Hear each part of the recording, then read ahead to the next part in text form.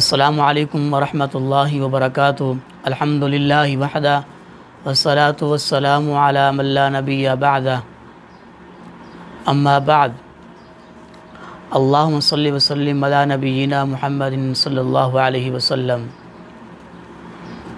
کسی انسان کا امت محمدیہ کا فرد ہونا بہت بڑی شرف کی بات ہے اور بہت بڑی خوش نصیبی اور زبردست سعادت کی بات ہے، کیونکہ یہ امت وہ امت ہے جس کو پہلی تمام امتوں پر اللہ رب العالمین نے فضیلت اور مقام عطا فرمایا، اور اللہ رب العالمین نے قرآن مجید میں اس امت کو بہترین قرار دیتے ہوئے ساتھ ساتھ اس کی فضیلت کا جو سبب ہے وہ بھی بیان فرمایا ہے۔ اللہ رب العالمین نے قرآن مجید میں ارشاد فرمایا، کنتم خیر امت اخرجت للناس تأمرون بالمعروف وتنہون عن المنکر وتؤمنون باللہ۔ فرمایا کہ تم بہترین امت ہو، تم بہترین لوگ ہو جو لوگوں کے لیے نکالے گئے ہو۔ فرمایا تم نیکی کا حکم دیتے ہو اور برائی سے منع کرتے ہو، اور تم اللہ پہ یقین رکھتے ہو۔ گویا کہ امت محمدیہ کے تمام افراد کی یہ ذمہ داری ہے کہ وہ نیکی کا حکم دیں اور برائی سے روکیں۔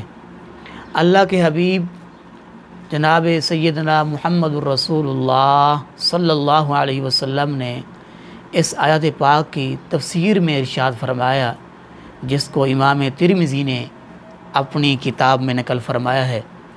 اللہ کے رسول فرماتے ہیں، انتم تتمون 70 امتاً، فرمایا انتم خیرہا و اکرمہا علی اللہ تعالی۔ اللہ کے حبیب فرماتے ہیں، فرمایا کہ تم 70ویں امت ہو، اگرچہ دنیا میں تم آخری نمبر پہ ہو۔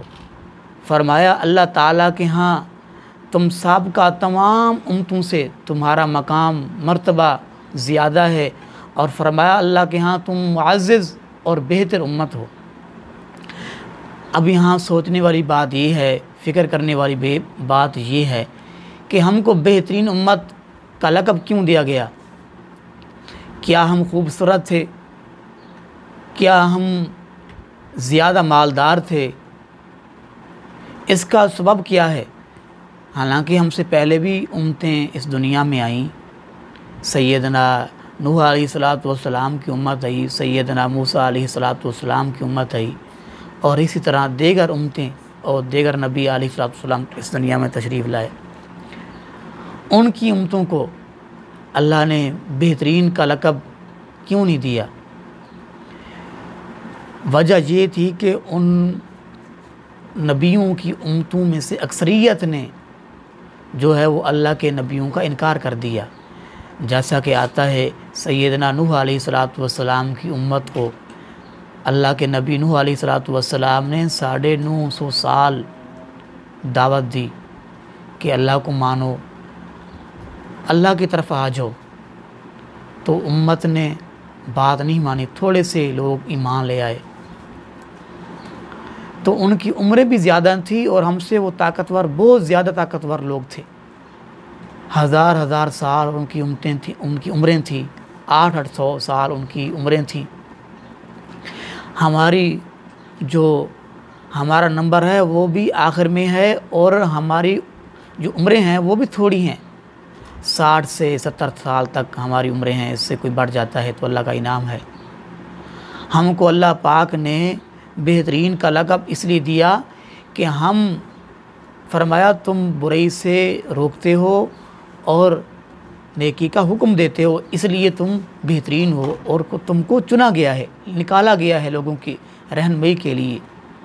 تو امت محمدیہ صلی اللہ علیہ وسلم کے تمام افراد کی، تمام مسلمانوں کی یہ ذمہ داری ہے کہ جب وہ برائی کو دیکھیں تو منع کریں اور نیکی کا حکم دیں، اور اللہ کے رسول صلی اللہ علیہ وسلم کی ان کو کوئی حدیث یاد ہو تو وہ آگے پہنچا دے، جیسا کہ اللہ کے رسول صلی اللہ علیہ وسلم نے ارشاد فرمایا، آپ نے فرمایا بلغوا انی ولو آیہ، فرمایا اگر تم کو میری کوئی حدیث پہنچتی ہے، میرا فرمان پہنچتا ہے، تم کو پتہ ہے، معلوم ہے کہ یہ اللہ کے رسول کا فرمان ہے، تم آگے پہنچا دو۔ تو دوستو، اس لیے یہ ہمارا فرض ہے کہ ہم نیکی کی دعوت دیں اور برائی سے منع کریں۔ اور اللہ کے حبیب صلی اللہ علیہ وسلم نے یہ امت محمدیہ علیہ السلام کی کہ جو تمام افراد ہیں، تمام امت کے لوگ ہیں، تمام کی ڈیوٹی لگائی ہے۔ یہ ڈیوٹی اور یہ کام صرف اللہ کے جو نیک بندے ہیں، علماء کرام ہیں، ان کا نہیں، بلکہ تمام زندگی کے شعبے سے تعلق رکھنے والے جتنے بھی افراد ہیں، چاہے کوئی درزی ہے، چاہے کوئی ریڑھی لگانے والا ہے، کوئی کپڑا بیچنے والا ہے، جس کا جو شعبہ ہے، ہر شخص کی یہ ذمہ داری ہے کہ وہ نیکی کا حکم دے اور برائی سے منع کرے۔ اس لیے ہم کو بہترین لقب سے نوازا گیا۔ اللہ کے حبیب علیہ السلام کی حدیث ہے، آپ نے آخری اپنے خطبہ جس کا نام حجۃ الوداع ہے، اس میں ارشاد فرمایا تھا، آپ نے فرمایا تھا کہ تم میں سے ہر شخص نیکی کا حکم دے اور برائی سے منع کرے۔ تو اللہ رب العالمین سے دعا ہے، جو میں نے آپ کو سنایا ہے، آپ نے سنات فرمایا ہے، اللہ پاک مجھ سمیت ہم سب کو عمل کرنے کی توفیق نصیب فرمائے۔ اور اللہ رب العالمین سے دعا ہے کہ جتنے بھی مسلمان بیمار ہیں، اللہ سب کو شفاء کاملہ عاجلہ نصیب فرمائے۔ جتنے مسلمان پریشان ہیں، اللہ سب کی پریشانیاں دور فرمائے۔ جتنے مسلمان اس دنیا میں ان کو کافر ستا رہے ہیں، وہ مظلوم ہیں، ان کے اوپر ظلم ہو رہا ہے، اللہ ان کی غیبی امداد فرمائے۔ اللہ پاک عمل کی توفیق نصیب فرمائے۔ وما علینا الا البلاغ المبین۔